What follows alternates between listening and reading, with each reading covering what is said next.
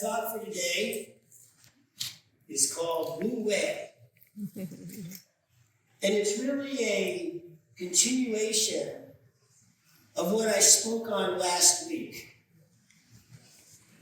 about opening to possibility.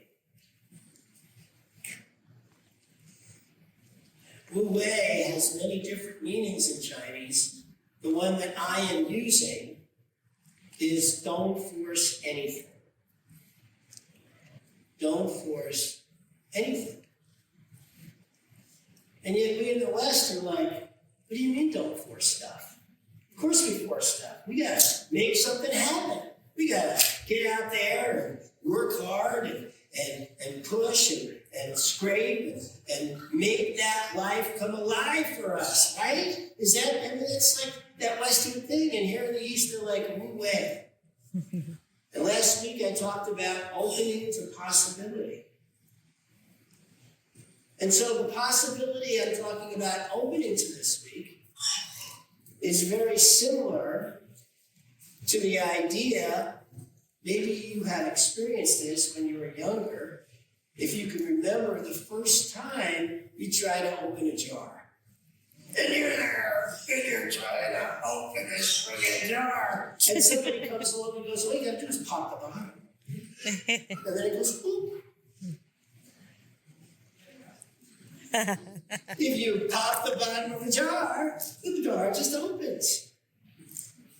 You all know that, right? You don't gotta struggle with that jar. You pop the bottom of the jar opens. That's the way.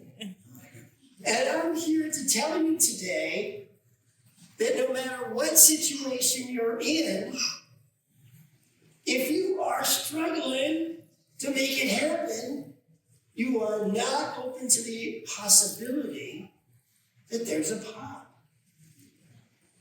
That there's another way of going about it that just doesn't stress you out, doesn't distress you, doesn't exhaust you. There's a martial art, a very deadly martial art, called Aikido. In Aikido, it's not like karate or judo, there are no competitions. The reason is there's no attacking moves. You can't attack in Aikido.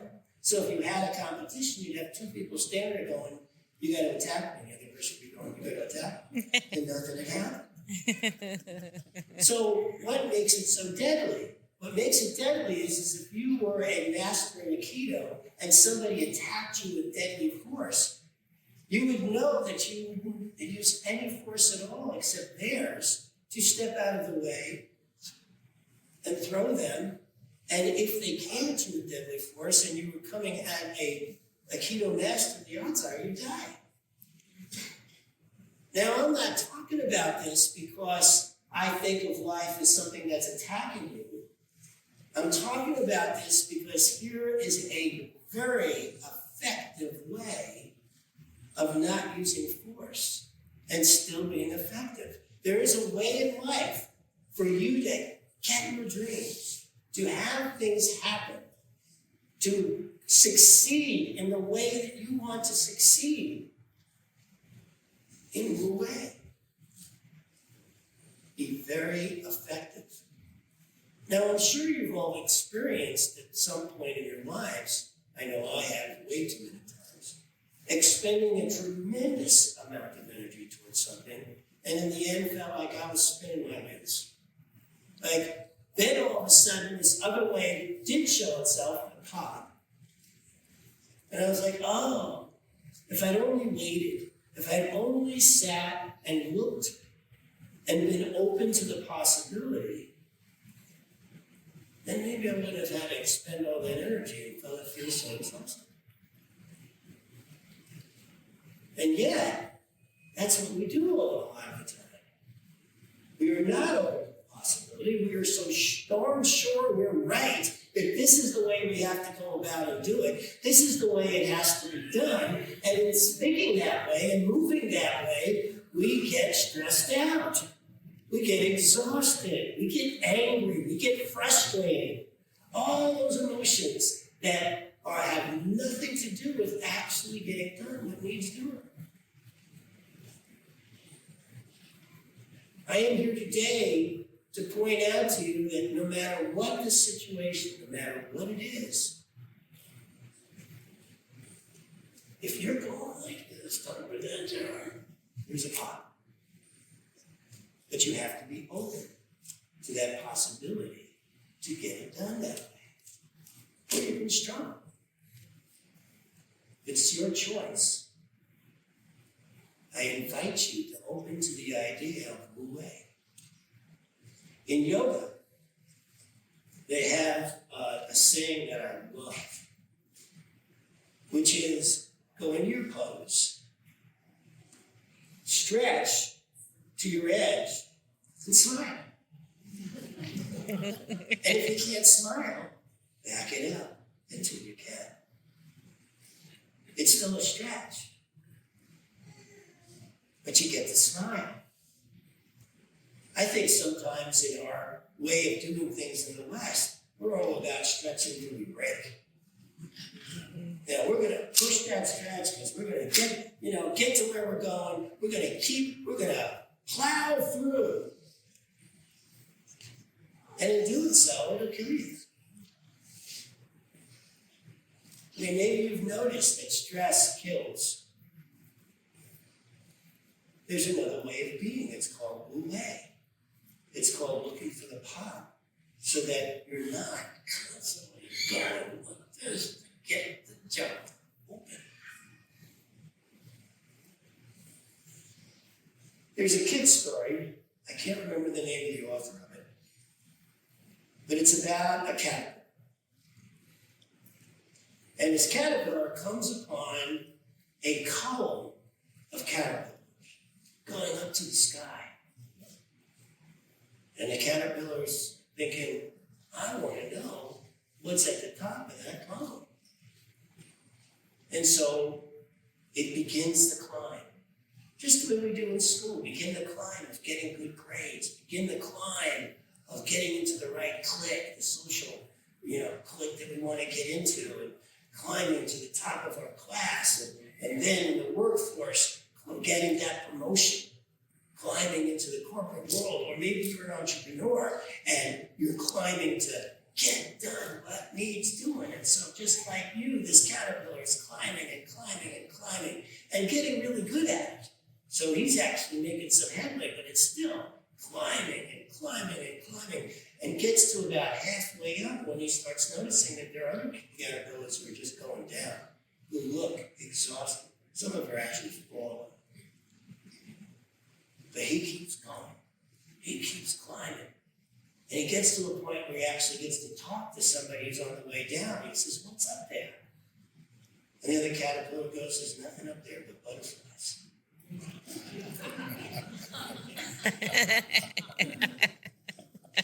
And the caterpillar is like, what's that? I don't even know what that is. Right? And maybe you've been in this teaching just a short time, and so you don't even know what it is to let go to something greater, to allow for things to unfold in a way that you can't even imagine. Or maybe you have been in and you still do that. There's this thing in our movement called treat and move your feet. And a lot of folks think that means, you treat and then you work hard, instead of allowing. Now, Ernest Holmes said, you can treat all you want, but if you don't take your brush to the canvas, you're never going to have a painting. Mm-hmm. And so there is that. So I am not talking about no movement. I'm simply talking about not forcing. I like to watch runners who run around the neighborhood and stuff. And I have found that there are two kinds of runners. There's the ones that look like there's pain. Their faces are all scrunched up as they're running by. Right? And then there's the other runners who are going by and they're all in bliss. Like, this is the greatest exercise ever, and thank God they get to run. You get to have the exercise that works for you. If you're somebody who's running and it's painful, and your face is all scrunched up, I recommend find a different exercise. There are tons to choose from. Open to possibility that you can get the same results from something that you would feel blissful at. Can you imagine that? Imagine doing an exercise that gave you the same results, except it felt really good to do. My wife loves Pilates. She loves Pilates. I don't love Pilates. But she loves Pilates, so it's the exercise for her. Each of us, there's something out there. I love to hike. She doesn't love to hike. But I love it when I'm hiking up an area that I'm having to blaze myself and cut through the woods and find my path. And maybe I get lost a little bit, then I got to find myself again. I love that. And it's quite the exercise. My wife doesn't like that so much, the trailblazing part. So we all have our place. And so here's this caterpillar, and he's climbing, and he's climbing, and he climbs, and he finally gets to the top. And sure enough, there's all these butterflies just flying around the top, just relaxing and enjoying themselves. While all the caterpillars who are at the top are finding that it's just as hard to stay there as it was to climb up in the first place. Maybe you've noticed that if you've reached the top of your, arena, that actually hanging in there can be as hard as getting there in the first place. Am I the only one? And there's all these butterflies just floating around. And so he hangs up there looking at them and he's like, what is that? I want to be that. I want to be that which allows for life to unfold for me instead of struggling so hard, instead of stressing out, instead of having a body that hurts. I want one that just flows. And so he starts climbing back down. And he gets down to the bottom, and sure enough, a female butterfly, because, women carry the actual wisdom going on here. Not us guys who think we got to push through everything. A woman caterpillar. In fact, I was at a Native American ceremony that I was so grateful to be invited to by Laura and Carol. My wife and I went. And even the elder who was there said all the wisdom is carried through the women. So I'm really clear that's how this all works. So it's a woman caterpillar that comes along and says, this is what you got to do to become a butterfly. You got to go inside. You have to relax. You have to be willing to face your fear. Because it's dark in here. And you don't know how long it's going to take before you come out. And this teaching is not for the faint of heart. Those of us who follow this teaching, practice it every day, know it takes a lot of courage in the face of whether it's others telling you or your own head telling you. What we're talking about here is the difference between the ego, right, that I've been talking about for a while, and living your soul's intention. We're using the caterpillar and the butterfly right now, but it's the same thing. Which one are you going to listen to? And to listen to that soul's intention when your ego is saying, you got to move your feet. It's not so easy to do. It takes courage. It takes, okay, I really want to see how this can work out if I don't. If instead I sit and I allow Wu Wei. So the caterpillar finally goes into his cocoon and of course comes out this magnificent butterfly. Now, it's a very nice story, but the thing about caterpillars is once they become butterflies, they don't go back, right? It's physical for them. They just become butterflies. Now they're butterflies. For us, it's a metaphor. And so I don't know about you, but in any given day, I'm going from caterpillar to butterfly, caterpillar to butterfly, caterpillar to butterfly almost all day. That's what's really happening for me, and probably for you too. And so for us, it takes a little more effort, a little more concentration, but not forcing. To just allow and notice the awareness of it all is what's really important, which is why I keep asking, are you in your ego in this moment, or are you living your soul's intention? Are you the caterpillar or the butterfly? Which one are you being in any given moment? The more you become aware of that, at least then you get to have the choice. But if you're not aware of which one you're being, then you don't even have the choice. So, I've told you guys before about time I spent in a cabin in the woods. And one of the things about me growing up was I was considered a very undisciplined child who many people in my life thought they really needed to discipline.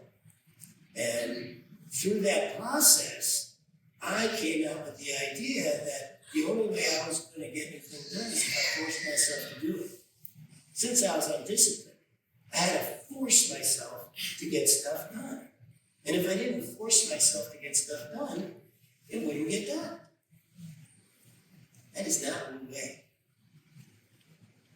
That's just the opposite.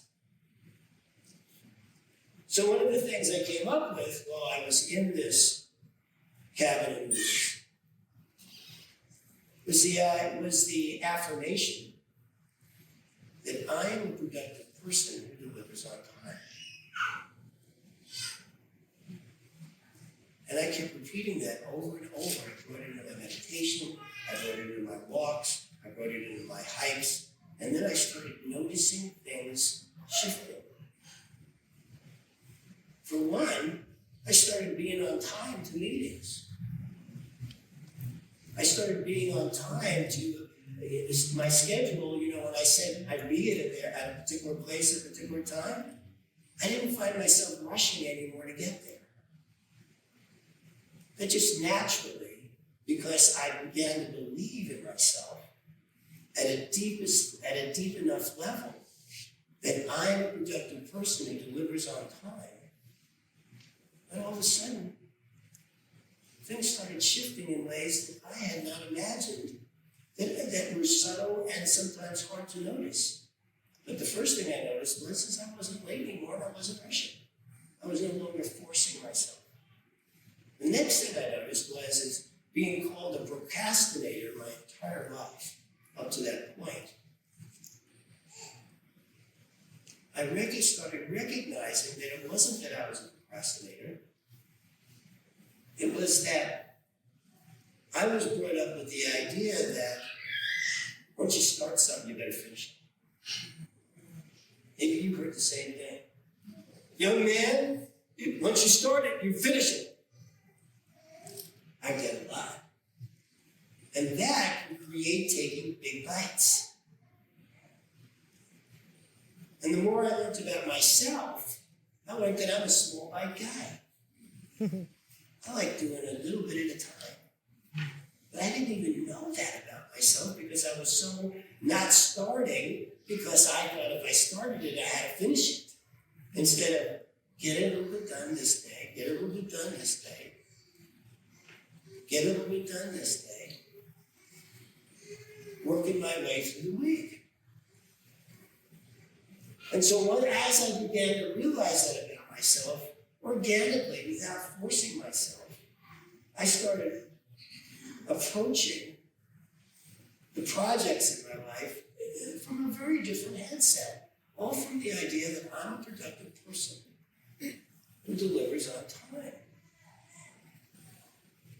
The question is, how do you feel about yourself? How do you feel about yourself? How do you talk to yourself? What's the story you're telling yourself? Are you telling yourself a story that brings you to want to use force? to get done, whether you're forcing yourself, you're forcing a situation, you're pushing real hard to make something come true. What's your story around that's how it needs to happen? Because that's what you got to be looking at here. You don't got it. But I would invite you to. The other thing I really recognized was I was shitting on myself so much that it was incredibly difficult to even discover who I really was. Maybe you have some of that going on too, that you've taken on so many shoulds about how things have to be and how they should be and how this is how it should work. Watch out for that word should, because it'll get you to force something. When we open the possibility, when we open to the idea that anything is possible here, that's when the miracles show up. That's when new things arise. That's when we get to see the truth inside ourselves and life itself. There's something going on here that starts with the story we're telling ourselves. If you find yourself forcing in any way, shape, or form, notice the story you're telling yourself. It's the story that is in the way of your joy. It is the story that may be in the way of your success. It's the story that may be in the way of your health and well-being. I hear people talk about, I just want peace in my life. I'm just so tired of all the chaos. I just want peace. And I wonder what story that person is telling themselves that keeps them from having that internal peace. Because it isn't about what's going on out here. This cannot take your peace away.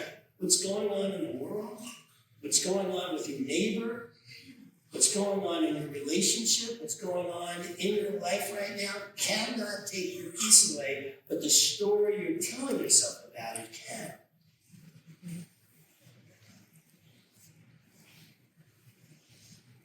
And so that's the peace. What are you telling yourself? Because if you shift the story, your emotions shift with it. You shift how you view something. The emotions shift with it.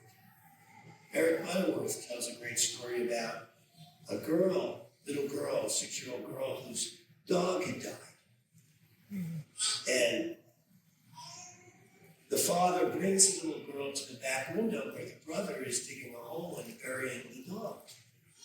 And he stands there with the girl, with his daughter, as she cries and experiences the grief around the dog dying and being buried. After some time had passed, he then brings that little girl to the front window where the little girl had planted all these flowers that are now in bloom. And the girl's looking at the flowers and starts laughing, starts giggling, starts feeling joy. My first talk here was perspective is everything. I want to reiterate that it absolutely is. Everything starts with what perspective are you holding? What story are you telling yourself? Because of what I learned about myself in the cabin, I have an approach to my talk for you each Sunday where I chew a little bit of it every day. Tomorrow, I will begin the work for my talk for next Sunday. I'll chew a little bit on Monday, chew a little bit on Tuesday. By Wednesday, I may be already having it to a form where I'm saying it out loud. By Thursday, I'm checking my time to see if it's actually 20 minutes, which is what I 20 to 25 minutes, which is what I like to go. Making sure my message is clear and on point. A little bit each day. And in doing so, I have created a ritual for myself that I love. Just love. And that's what I want to bring to you, is Wu Wei, no forcing, really truly allowing, can bring you a joy that is so cool and magnificent. If you feel yourself in stress, remind yourself, Wu Wei. If you feel yourself distressed, remind yourself, Wu Wei. And then open to the possibility that there is a pop instead of a struggle open in that jar that you've been gnawing at for however long you've been gnawing at. There's another way here. It's real. It is effective. And can bring you your dreams in ways you can't even imagine. What story are you telling yourself? Find one that lifts you up, that brings you to that place of knowing there is so much more going on, and I get to have it. You get to have it. Life is here for the richness, for the glory, for each and every one of us. The beauty, the love, the compassion. It's a very compassionate way to live, Wu Wei. Compassion for yourself and compassion for those around you. Because if you're around somebody who's stressed out all the time, you know that's not a lot of fun either. So when you are doing this, the impact on those around you is dramatic. And the effectiveness of it is superb. I hold this for each and every one of you. I love you. Thank you.